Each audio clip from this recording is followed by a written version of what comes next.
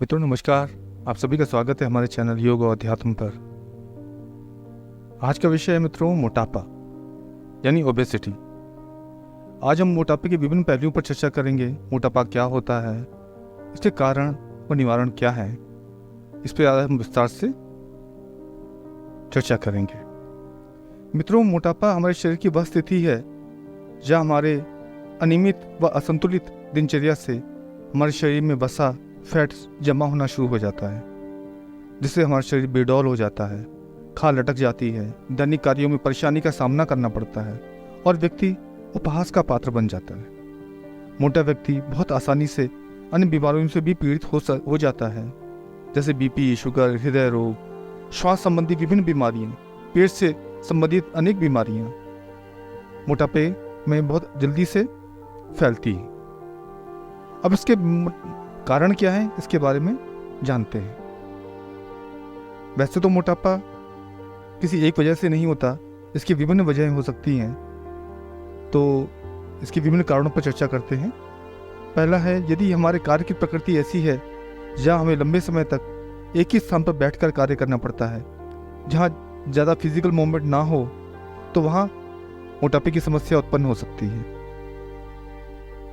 दूसरा है, व्यक्ति का अधिक मात्रा में भोजन करना, जिसको भूख अधिक लगती है, ये भी इस मोटापे का मुख्य कारण है।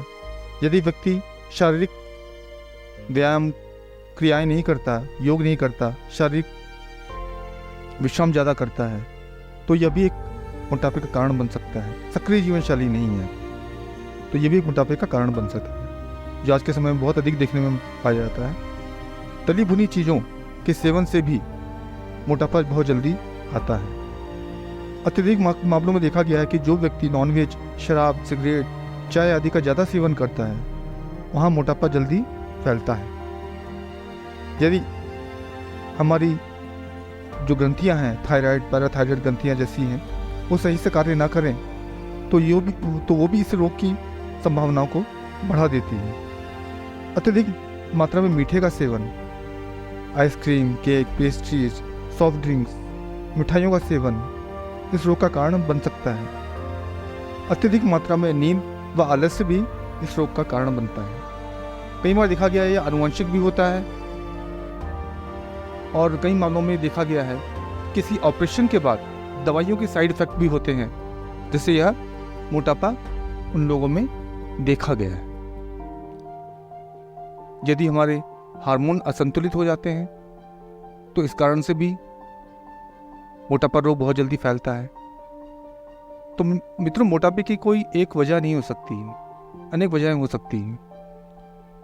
अब इसकी परिभाषा क्या है? मोटापा व्यक्ति किसको माना जाता है? कौन सा व्यक्ति मोटापे की श्रेणी में आता है? तो मित्रों मोटापा सामान्यतः मोटापे को मापने के लिए जिस विधि का प्रयोग किया जाता है उसे BMI कहते हैं, बॉडी मास इंडेक्स। इसमें औसत शरीर के वजन को औसत शरीर की ऊंचाई के मुकाबले मापा जाता है। सामान्यतः 30 या उससे अधिक की BMI को मोटापे का लक्षण माना जाता है, मतलब यह मोटापे की श्रेणी में आता है। हालांकि इसकी भी अपनी सीमाएं हैं। इस प्रकार से आप मोटापे को सामान्यतः आसानी से परिभाषित कर सकते हैं। मोटापे को मापने का दूसरा तरीका आपकी कमर की चौड़ाई भी है। देखा गया है मोटे व्यक्तियों की कमर की चौड़ाई अन्य के मुकाबले अधिक पाई जाती है। मोटापे से हमारे शरीर पर क्या प्रभाव पड़ते हैं, आइए इनको जानते हैं। किसी भी चीज़ की अधिकता नुकसान ही पैदा करती है। इसी प्रकार अतिरिक्त चर्बी, वसा, फैट भी हमारे शरीर के लिए बहुत हानिकारक है। आइए मोटापे के कारण हमारे शरीर पर पड़ने वाले प्रभावों को जानते हैं। पहला प्रभाव, हमारे शरीर में अतिरिक्त चर्बी हमारे श्वसन तंत्र पर अतिरिक्त दबाव डालती है, जिससे श्वसन संबंधी, सांस संबंधी रोग होना आरंभ हो जाते हैं। दमा, अस्थमा इसका प्रमुख उदाहरण हो सकते हैं। मित्रों दूसरा है, हमारे शरीर पर अतिरिक्त वजन हमारे जोड़ों पर अधिक दबाव डालता है, जिससे हमारे घुटने की दर्द की समस्या उत्पन्न हो जाती है, कमर दर्द, हाथ पैरों में दर्द, शून्यपन की समस्या उत्पन्न होने लगती है। तीसरा है, मोटापा हमारे शरीर में पाचन संबंधी हमारे संस्थान को भी जो है उसको प्रभावित करता है। पाचन से संबंधित समस्याएं आरंभ होनी शुरू हो जाती हैं। हमारा पाचन संस्थान कमज़ोर होने लगता है, भोजन की अधिकता की वजह से पाचन के लिए रसों का अधिक स्राव करना पड़ता है, जिससे पाचक रसों की कमी होना आरंभ हो जाती है। इंसुलिन का बनना बंद होने लगता है और मोटा व्यक्ति मधुमेह रोगी भी बनने लगता है। तो मित्रों, इंसुलिन का जो स्राव है वो मधुमेह रोग को रोकता है, तो उसका कम बनना भी मधुमेह रोग का एक कारण बन जाता है। तो अत्यधिक देखा जाता है कि जो मोटा व्यक्ति होता है वो मधुमेह रोग से इसीलिए पीड़ित माना जाता है, पीड़ित देखा जाता है।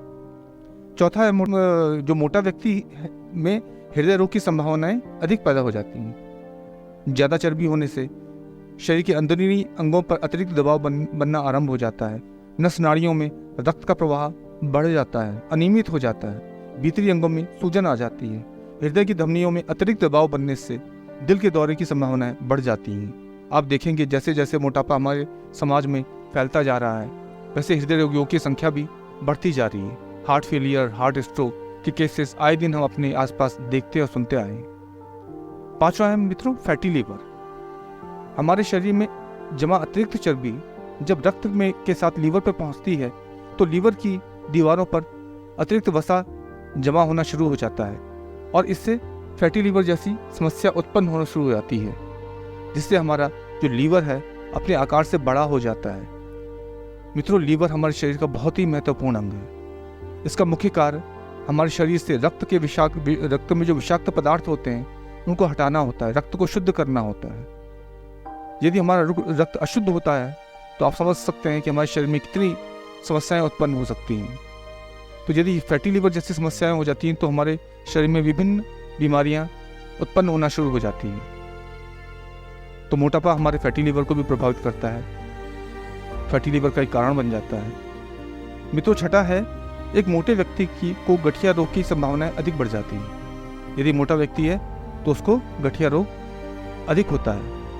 महिलाओं में सातवां है महिलाओं में बांझपन और गर्भावस्था में अनेक जटिलताओं का सामना करना पड़ता है। आठवां, मोटे व्यक्ति को अल्जाइमर, स्मृति कम होना, मस्तिष्क संबंधी रोगों की संभावनाएं बढ़ जाती हैं।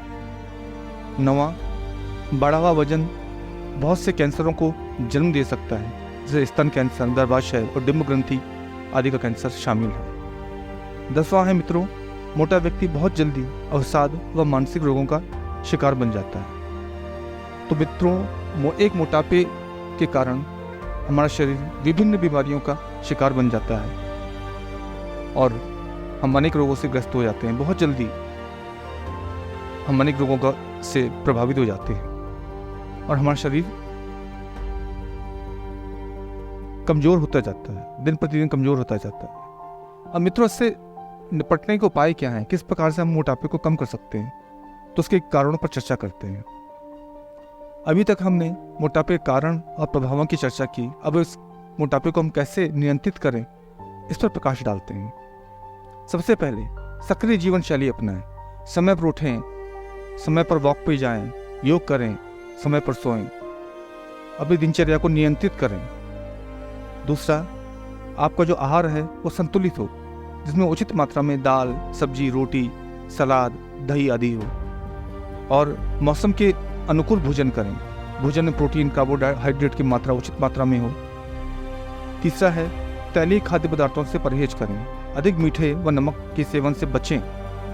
चौथा है आपका जो भोजन क्षारीय व तरल हो, अर्थात क्षारीय आहार में सब्जियां आ जाती हैं, हरी सब्जियां, पालक, चौलाई, मेथी, इनका सेवन ज़्यादा करें। लौकी, टिंडा, इनका प्रयोग करें। इससे मोटापे को कम करने में सहायता मिलती है। रेशेदार फलों का सेवन करें, संतरा आदि, जैसे संतरा है तो उसके रेशे जो हैं हमारी आंतों की सफाई करते हैं और उसमें जो गंदगी है वो दूर होती है।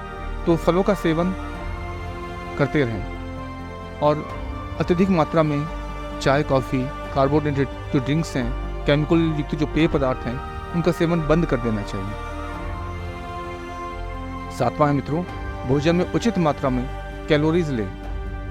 कैलोरीज को नियंत्रित कर अपना वजन को आप नियंत्रित कर सकते हैं। आजकल विभिन्न गैजेटों के द्वारा कैलोरी की गणना की जा सकती है। तो आजकल जो गैजेट्स आ गए हैं बहुत सारे, तो उनसे भी हम कैलोरी की गणना कर सकते हैं, उसको रोकथाम कर सकते हैं। आठवां है डांस तैराकी, एरोबिक, एक्सरसाइज, व्यायाम, योग हमारे वजन को घटाने में बहुत मददगार साबित हो सकता है। विभिन्न यौगिक क्रियाओं के द्वारा भी हम अपने मोटापे को नियंत्रित कर सकते हैं। शुद्धि क्रियाएं योग में कर सकते हैं। शुद्धि क्रियाओं में कुंजल क्रिया, एनिमा, शंख प्रक्षालन आदि है। प्राणायाम में कपालभाति, भस्त्रिका, अग्निसार, विरेचन क्रियाएं बहुत लाभदायक है। आसनों में सूर्य नमस्कार, ताड़ासन, त्रिकोणासन, भुजंगासन, धनुरासन, सर्पासन, पश्चिमोत्तानासन प्रमुख आसन है। मित्रों, 10वां है भोजन के पश्चात सैर बहुत लाभदायक है। इससे हमारा पाचन अच्छा रहता है और निष्कासन भी अच्छा होता है और हमारा पूरा शरीर जो है वो सक्रिय हो जाता है और हमारी जो अतिरिक्त कैलोरी है वो बर्न होना शुरू हो जाती है। तो भोजन के पश्चात प्रयास करें कि आप 1-2 किलोमीटर कम से कम टहलें अवश्य, 15 से आधा घंटा करीब अवश्य टहलें। तो मित्रों, आज हमने इसी प्रकार मोटापे जैसे गंभीर रोगों के कारण, प्रभाव और निवारण के बारे में जाना। आशा करते हैं आपको यह कड़ी अच्छी लगी होगी। वीडियो को लाइक करें, चैनल को सब्सक्राइब करें, शेयर करें, कमेंट करें, हमारा हौसला बढ़ाएं, जिससे हम आगे भी अन्य उपयोगी वीडियोस के साथ आपके सामने आते रहें, उपयोगी वीडियो आपके लिए लाते रहें। इसी के साथ आज की इस कड़ी को समाप्त करते हैं। आप सभी को नमस्कार। आप सभी का दिन शुभ और मंगलमय है।